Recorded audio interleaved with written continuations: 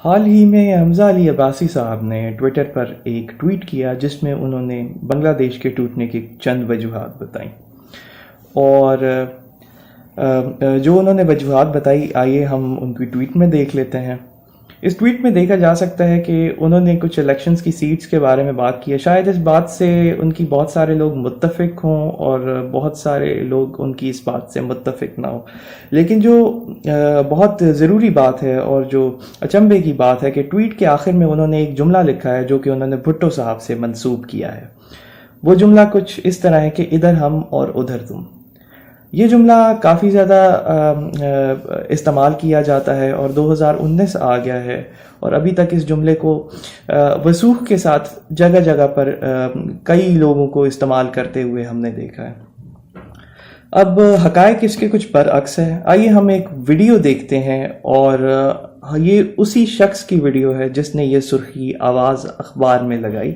مختصر میں آپ کو یہ بتاتا ہوں کہ وہ ایک سبجیکٹو سرخی تھی۔ بھٹو صاحب نشتر پارک کے جلسے میں تقریر کر رہے تھے، جہاں انہوں نے کمپیریزن کیا تھا کہ ادھر تمہاری طاقت ہے، ادھر میری طاقت ہے، ادھر تمہیں سیٹیں ملی ہیں، ادھر مجھے سیٹیں ملی ہیں۔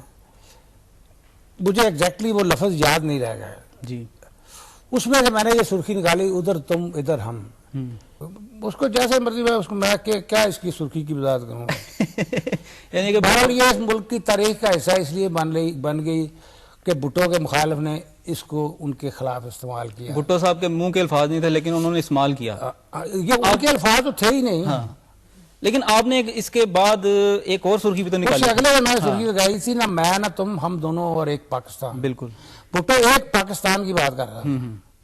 مجیب نے مجیب آیا، جب اس کو چھوڑا گیا، لندن گیا، لندن سے ڈھاکہ آیا جب، تو اس کی پہلی تقریر میں اس نے کہا تھا کہ آج میرا خواب پورا ہو گیا ہے۔ مجیب ہمیشہ سے اس پاکستان کو علیحدہ کرنا چاہتا تھا۔ صحیح ہے۔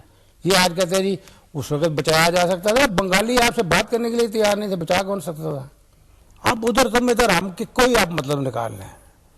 یہ میں کہتا ہوں یہ کہ پروفیٹک سرخی تھی۔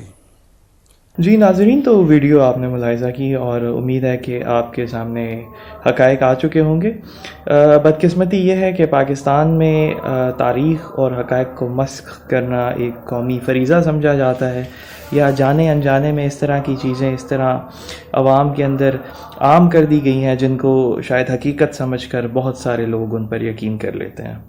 تو امید ہے کہ آپ نے ویڈیو کے بعد جو کچھ حقیقت آ گئی ہے آپ کے سامنے، اس کے حساب سے اب آپ چیزوں کو بہتر طریقے سے دیکھ سکیں گے۔